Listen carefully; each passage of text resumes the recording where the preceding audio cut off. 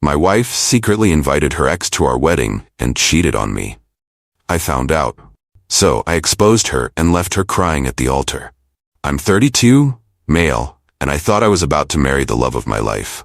We'd been together for 3 years, and honestly, I thought everything was perfect. She was smart, funny, gorgeous, and for a long time, I truly believed she was the one.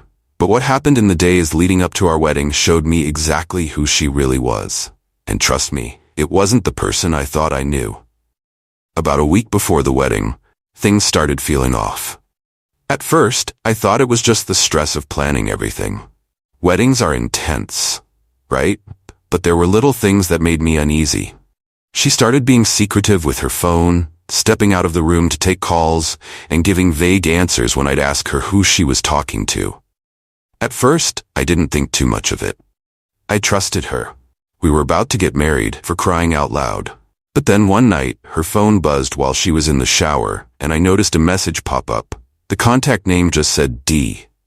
Something about it didn't sit right with me.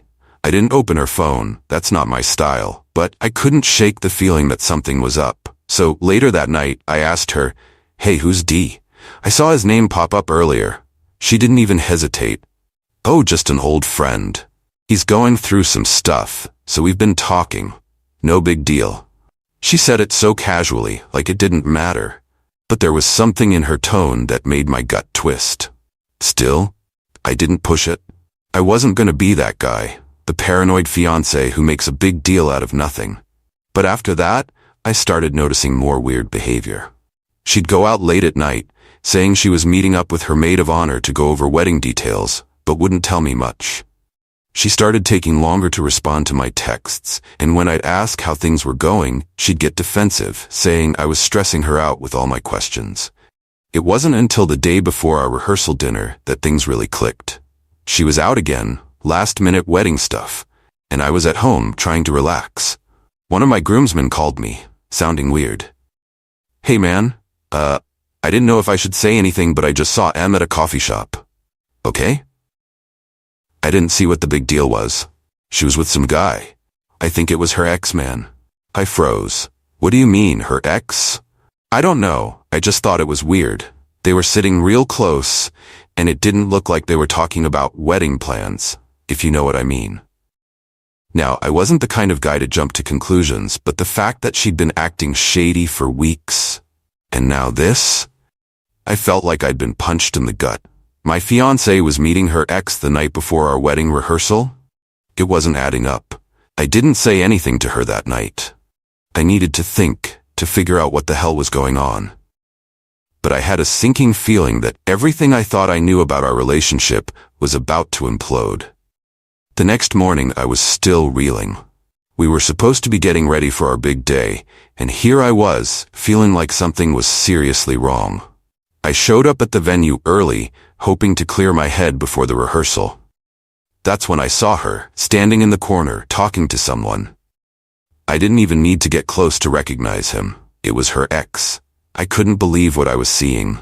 She was smiling, laughing, and they were standing way too close for comfort. I wasn't sure what was going on, but I knew right then and there that I couldn't just ignore this. I walked up to them, trying to keep my cool, and said, "What's going on here?" Her face turned white. She tried to laugh it off. "Oh hey, you remember D, right? We were just catching up." "Catching up?" I repeated, my voice tight. "We're getting married tomorrow, and you're catching up with your ex? Are you serious right now?"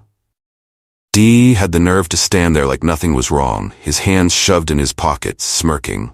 I wanted to punch him right then, but I wasn't going to give him the satisfaction of seeing me lose it. Instead, I turned to her. "Tell me the truth. What the hell is going on?" She started stammering, trying to explain. "It's not like that. He's just going through some stuff, and I wanted to be there for him. We've been friends for a long time. It's nothing, I swear." But I could see through her lies. She wasn't just meeting up with him for some innocent chat.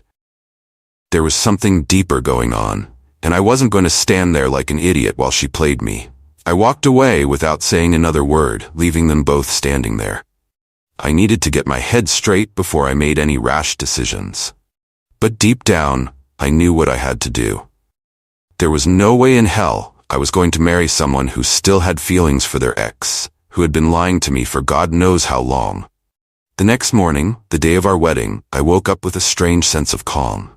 I knew what I needed to do, but it didn't make it any easier. I went to the venue, got dressed, and prepared for the inevitable. The ceremony started, and everything seemed perfect, at least on the surface. But I knew better. I stood at the altar, waiting for her to walk down the aisle, my heart pounding, but not out of excitement, out of pure rage. The music played, and there she was, looking like she had no idea what was coming. She reached the altar, and as the officiant began the ceremony, I stopped him. "I'm sorry," I said, loud enough for everyone to hear, "but I can't do this." A murmur rippled through the crowd. Her eyes widened in shock, and she whispered, "What are you doing?" I ignored her and turned to the guests. "I need to be honest with everyone here. Something's been going on that most of you don't know about. I found out yesterday that M has been meeting up with her ex. She's been lying to me, sneaking around behind my back, and I'm not going to stand here and marry someone who clearly doesn't respect me." Gasps filled the room. Her family looked horrified. My friends were in shock, and she just stood there, tears welling up in her eyes. But I wasn't done. "I deserve better than this," I said, turning back to her. "You invited him to our wedding. You lied to me. Over and over again. I'm not going to let you make a fool out of me." That's when the real entitlement kicked in. She grabbed my arm, crying, and said, "Please don't do this. You're embarrassing me. Think about what you're doing to me. Everyone's going to think I'm some kind of monster. You can't just leave me like this." Her tears didn't move me. I'd seen her true colors, and I wasn't about to back down. I pulled my arm away and said, "You did this to yourself." But she wasn't done. She switched tactics, her voice lowering as she whispered, "If you leave, I'll tell everyone you've been impossible to deal with. I'll say the wedding stress made you snap. No one will believe you." I stared at her, feeling disgusted. Even now, after everything, she was trying to manipulate me, trying to control the situation so she wouldn't look like the bad guy. But I wasn't about to let her get away with it. "Go ahead," I said, my voice cold. "Tell them whatever you want. I don't care anymore." I turned and walked away, leaving her standing there, sobbing in front of all our friends and family. I didn't look back. I didn't need to. I knew I'd made the right decision. After that, things got messy. She tried to spin the story, telling people I'd overreacted, that I was paranoid and couldn't handle the stress of the wedding. But the truth came out. People saw her for what she was, a liar and a manipulator. Her ex didn't stick around long after the wedding fell apart, and from what I heard, she ended up burning a lot of bridges with her lies. As for me, I walked away, hurt but relieved. I dodged a bullet, and I knew it. If she could lie to me that easily, if she could try to manipulate me and turn things around on me like that, she wasn't the person I thought she was. And I wasn't about to spend my life with someone like that. So yeah, I left her at the altar, and I don't regret it for a second. Moral of the story? If something feels off, trust your gut.